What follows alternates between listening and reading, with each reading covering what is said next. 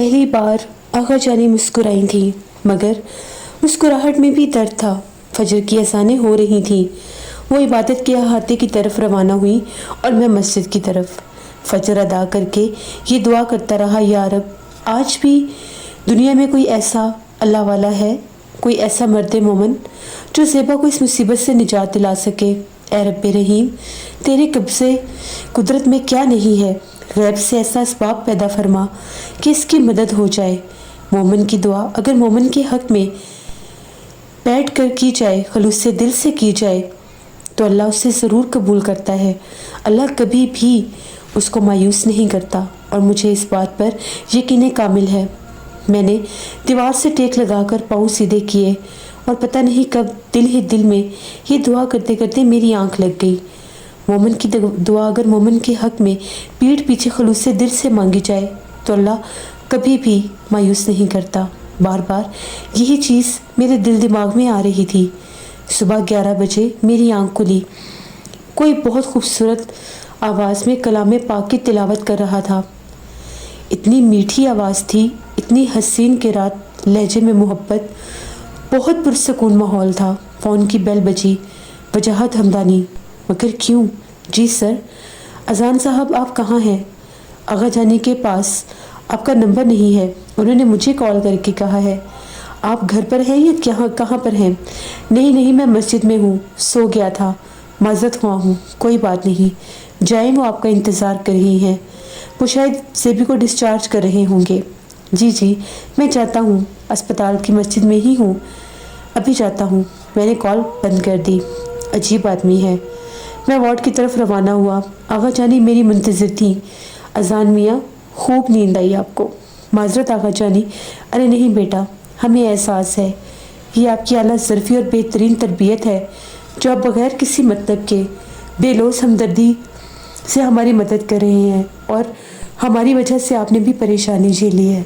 उन्होंने आगे बढ़कर मेरे सर पर हाथ फेरा। मुझे अम्मी की बेहद याद आई। मैंने नम आंखों से इनके हाथ की पुश्त पर बोसा दिया। खुश रहें, बहुत तरक्की करें, अल्लाह आपको जज़ाए खैर देगा। आप ही हैं जो हमें समझे हैं। एक माँ आपके लिए कराची में भी है। दिल छोटा ना करें। हम जो भी हैं, कितनी शफ़क़त और मोहब्बत से आपको ऐसे ही देख रहे हैं जैसे आप मेरे बेटे हैं। उनकी मुस्कुराहट बहुत मेहरबान थी। माएँ एक सी ही होती हैं। आगा जानी को अंदाज़ा हो गया था कि मैं अम्मी को याद कर रहा हूँ।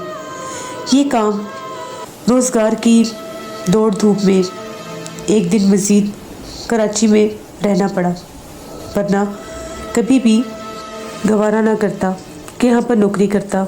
मजबूरी है, वरना औलाद चाहे खुद वालिदैन क्यों ना बन जाए, कभी माँ की नर्म आगोश को नहीं छोड़ना चाहती।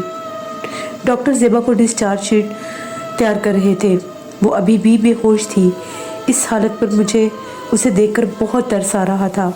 बेजान नाजुक बदन स्ट्रेचर पर शिकंजों में जकड़ा हुआ था। अल्लाह इस पर रहम करे। अगले ही लम्हे रज़ाकार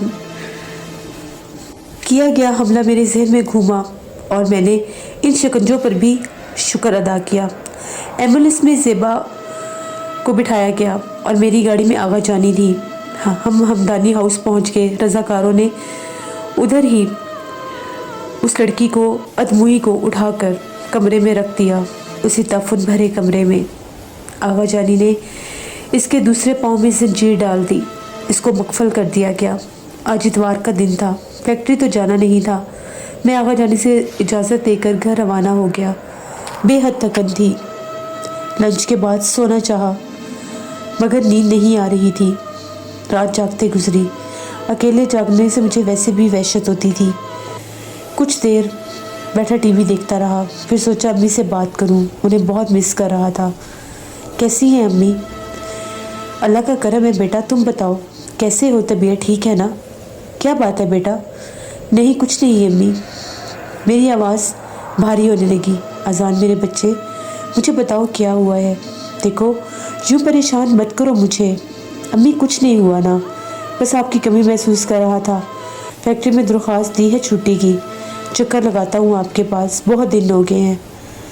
मुझे पता है अम्मी मुस्कुराएंगी। हाँ मेरी जान, छुट्टी लेकर आ जाओ।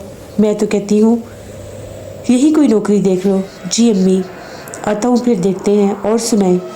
बहुत देर तक अम्मी से बातें करके दिल हल्का फुल्का सा हो गया। इतवार का ही दिन ऐसा था, जी भर के बात हुई। पीर की सुबह फैक्ट्री पहुंचा तो अक्सर लोगों ने मेरे इस रिश्तेदार की खैरियत दरियाफ्त की और सेहत याबी के लिए भी दुआ दी। मैं दिल ही दिल में मुस्कुराता रहा। काम दुगना हो गया था 2 दिन की छुट्टी में। मैं छुट्टी नहीं करता था, बस इस बार मुझे छुट्टी करना पड़ी, वरना शायद मैं ना करता। उसी दिन मैंने कराची जाने का भी सोचा था, लेकिन अभी फैक्ट्री में बहुत काम था। वैसे भी मैं छुट्टी बहुत कम करता था। ना तो यहाँ कोई रिश्तेदार था, ना ही कोई दोस्त। छुट्टी करके भी ज़ाया ही होती थी। टीवी देखने के सिवा कोई टाइम नहीं होता था। रोज़ की तरह आज भी 6 बजे हमदानी हाउस में था और शायद अब मुझे इस बदबू की आदत पड़ गई थी। जब भी कम महसूस हो रही थी, आगा जानी हॉल में थी। सलाम दुआ करके खैरियत ली और सेबा के बारे में पूछा। बेटा क्या कहें, कैसी है? कुछ नहीं कह सकती। घर तो ले आए हैं, बैंडेज भी हो चुकी है, अभी भी बेहोशी है, मगर परेशान हूँ, उसको दुआ कैसे दें?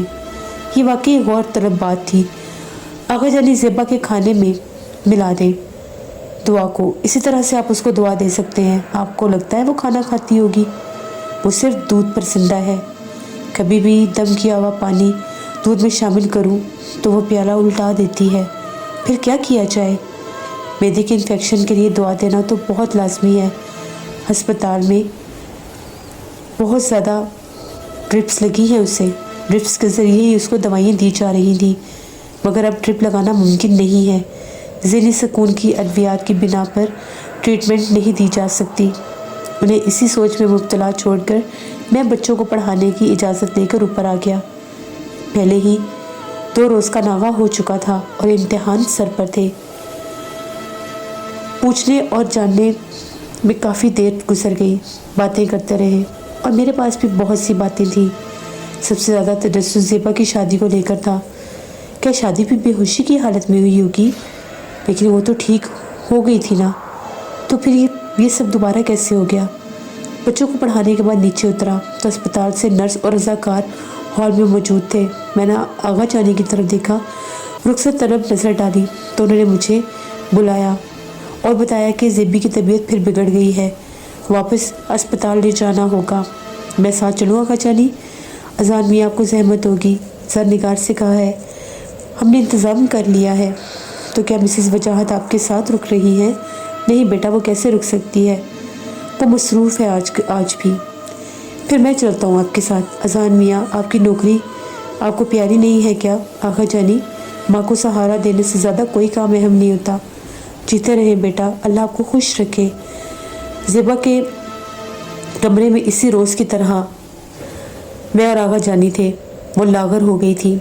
आगा जानी ने जंजीर मेरे हाथ में थमा दी और ताला खोला और आहिस्ता आहिस्ता उसे चलाकर बाहर लाए। आज मेरे होश हवास ठिकाने पर थे और मुझे अंदाज़ा था कि कुछ भी हो सकता है। रज़ाकार इंजेक्शन घोंप कर इस जंजीर को हाथ में डबल कर दिए और घराटे लेती हुई वो वहीं पर गिर गई ताकि हमला न कर सके। रज़ाकार जानते थे कि इसकी जंजीर को बहुत ज़ोर से पकड़ना है, फिर भी वो लपकी। मैं लरस के रह गया। आगा जानी ज़ेबी ज़ेबी, आगा जानी ज़ेबी पुकारती पुकारती उसे बहुत प्यार से पुचकार रही थी, मगर वो चस लगाकर मुझ पर झपट पड़ी। खौफ के मारे मेरी आंखें ऐसे थी जैसे बंद हो जाएंगी। मेरे सीने और पेट पर चढ़ गई थी। बदबू और खौफ से मेरे होश बिल्कुल ख़त्म हो रहे थे। मैंने इसको इतने करीब पाया। वो तमाम खौफनाक वाक़यात लम्हा भर के लिए जहन में दोहरा दिए। इसने अपनी लपकती हुई थूक मेरी कनपट्टी पर अपनी ज़ुबान और अपना मुंह बिल्कुल मेरे करीब कर लिया और अपनी ज़ुबान मेरे मुंह पर फेरने लगी। इस्तग़फ़ार इस्तग़फ़ार। एक बोझ सा मेरे सीने पर आ गया। दिल बंद होता महसूस हो रहा था। वो बेहोश हो चुकी थी। मैंने यकदम इसे धकेला और उठकर खड़ा हो गया। मेरी टांगों में जान नहीं थी, मगर कुछ भी नहीं मुझे इस वक्त समझ आ रही थी, न मैं कुछ सुन रहा था। मेरा जिस्म बिल्कुल साकत हो गया था और साई साई की आवाज़ें गूंज रही थी। زبان کی لپ لپ استغفار، اذان میاں پانی پی لیں۔ آپ ٹھیک ہے نا؟ کچھ نہیں ہوا۔ نہیں کچھ نہیں ہوا۔ میں نے سر جھکا کر انہیں کہا کہ میں ٹھیک ہوں، پر میرا چہرہ خوف سے نیلا پڑ چکا تھا اور مجھے بہت گھن آ رہی تھی۔ کچھ دیر لگی مجھے نارمل ہونے میں۔ ہم اسپتال روانہ ہوئے۔ وجاہت کی پہچان کے باعث زیبی کا ٹریٹمنٹ ہمارے جانے سے پہلے ہی شروع ہو چکا تھا۔ مجھے چپ لگ گئی تھی۔ اذان میاں، آپ ٹھیک ہے نا؟ جی میں بہتر ہوں، مگر چہرے پر 12 بجے دیکھنے والا سب سمجھ رہا تھا کہ مجھے کیا ہوا ہے۔ اذان میاں میں معذرت خواہ ہوں۔ ارے نہیں آغا جانی۔ اذان میاں جو کچھ بھی آج ہوا ہے، ہمیں ڈر تھا کہ یہ اس وقت ایسا ہو سکتا ہے، اسی لیے میں اس کی زنجیر نہیں چھوڑ رہی تھی، لیکن پھر بھی میں اس کو سنبھال نہیں سکی اور اس نے آپ پر حملہ کر دیا۔ آغا جانی مجھے بالکل ایسی توقع نہیں تھی۔ اچانک حملے سے میں بوکھلا گیا تھا۔ آغا جانی زیبی ٹھیک ہو گئی تھی نا؟ تو پھر یہ حالات دوبارہ کیسے ہوئے؟ یہ سوال مجھے بہت تنگ کر رہا تھا۔ بیٹا زیبی کچھ دنوں میں بالکل ٹھیک پہلے جیسی ہو گئی تھی۔ آغا جان نے پراپرٹی ڈیلر سے کہہ کر حویلی اونے پونے فروخت کی اور ہم کراچی آ بسے۔ اللہ کے کرم سے یہاں چھوٹی سی پریس کی بنیاد پر اور اب کاروبار آپ کے سامنے ہے۔ وقت گزرتا گیا، بچے بڑے ہو گئے، ہم سب کچھ بھول بھال گئے، مگر آغا جان کبھی زیبی پر اور کبھی گھر پر پانی دم کرتے، اذکار پڑھتے اور چھینٹے مارتے رہتے۔ آغا جان اکثر فیصل آباد جاتے تھے اپنے کام کے سلسلے میں، اور حویلی کا چوکیدار ہمارا پرانا ملازم تھا، اکثر آغا جان سے مل کر ہماری خیریت دریافت کرتا رہتا تھا۔ ایک روز آغا جان کو پتہ نہیں کیا ہوا، آغا جان نے اس سے پوچھا، خیر دین وہ بلی یاد ہے نا؟ جی آغا صاحب، وہ بھلا کیسے بھول سکتا ہوں میں۔ خیر دین، تمہیں ڈر نہیں لگا اس وقت؟ لگا تھا صاحب جی، مگر کیا کرتا، کہاں پھینک کر آئے تھے؟ پھینکی نہیں تھی صاحب، آپ کو دیکھ کر میں اس کو لے تو گیا تھا، لیکن وہ بوری میں نے گوروں کے قبرستان میں دبا دی تھی۔ گورے پسند کرتے ہیں نا کتے بلیے، اسی لیے میں نے مرنے کے بعد بھی اس بلی کو وہیں جا کر دفنا دیا تھا۔